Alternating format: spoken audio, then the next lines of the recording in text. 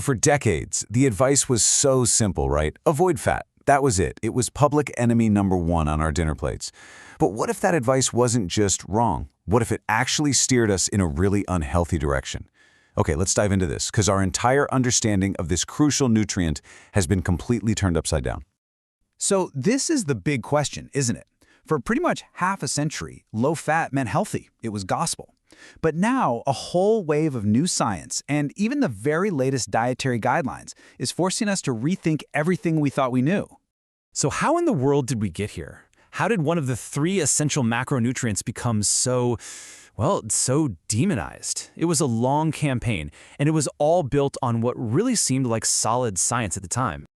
Okay, so take a look at this timeline. The whole war on fat really went mainstream back in the 80s with this super clear recommendation to cap total fat. And that advice, it held strong for decades. Then, wham, a major shift in 2015. The government quietly dropped the limit on total fat. It was a huge change that, honestly, most of us probably missed.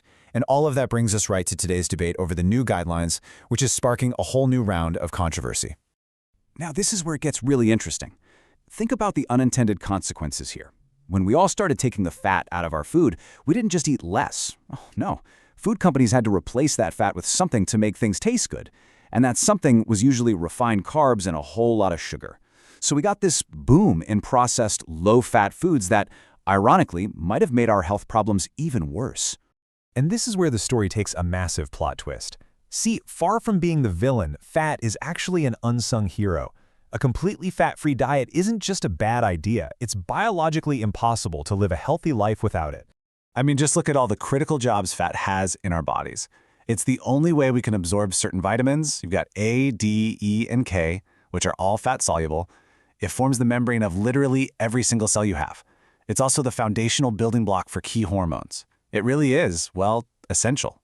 And get this, your brain, the command center for your entire body, it's about 60% fats. 60. It absolutely relies on fats to maintain its structure and function. That's just a staggering number that really puts that old avoid all fat mantra into perspective, doesn't it? So what happens if you don't get enough fat? Well, your body starts to show it in some pretty visible ways. We're talking about a weaker immune system, skin problems like inflammation, and even hair loss. Your body just plain needs dietary fat. Okay, so if some fat is essential, how are we supposed to know which is which? Well, it turns out fat isn't just one thing. It's a whole family of different molecules. And just like any family, it's got its heroes and it's got its villains. Let's just start with the undisputed bad guy of the family, trans fat. This stuff is an industrially created fat made to make foods last longer on the shelf. And it hits you with a nasty 1-2 punch. It jacks up your bad cholesterol while at the same time lowering your good cholesterol. There's just no safe amount to eat, period. This table here breaks it down really nicely. On one end of a spectrum, you have trans fats, which are linked to all sorts of chronic diseases. On the complete other end, you've got unsaturated fats, the kinds you find in olive oil and avocados, which are widely considered super beneficial. And then, smack in the middle, you have saturated fats. And this, my friends, is where the debate is absolutely raging right now. So, let's take these two foods. On the left, you've got a steak, loaded with saturated fat. On the right, French fries, which for a long time were a huge source of artificial trans fats. For decades, we were told both of these were equally bad for us. But the science is now telling a much, much more complicated story. Which brings us right up to today and the source of all this new confusion. The big debate around the upcoming 2025 dietary guidelines. They've made some changes that have even the top nutrition experts kind of scratching their heads. This quote from the Nutrition Policy Institute just nails the problem perfectly. The new guidelines say one thing, limit saturated fat, but then they seem to suggest the complete opposite with the foods they highlight. And this slide just brilliantly illustrates the contradiction. Critics are literally calling it a math problem. So the official rule says to keep saturated fat under 10% of your daily calories. Okay, but then the recommended foods are things like meat, butter, and full-fat dairy, which would make it almost impossible for anyone to actually stick to that limit. You can see why people are so confused. Part of this new thinking comes from a really cool idea called the food matrix. The theory is basically that we can't judge a food just by a single nutrient, like its saturated fat content.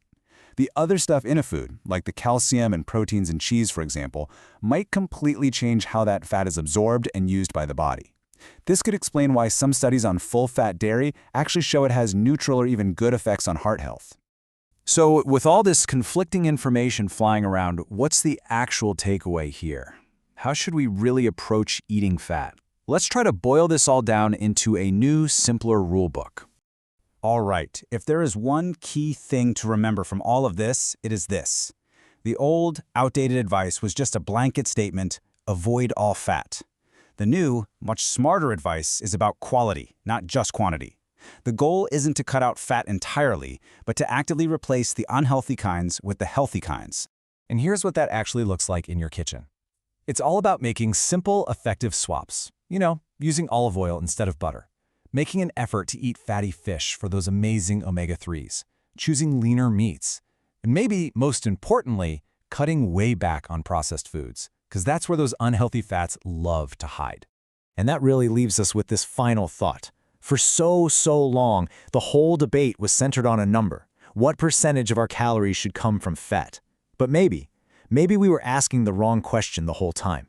The science now seems to suggest that the type of fat you eat is way more important than the total amount. And that simple shift in perspective, well, it changes everything.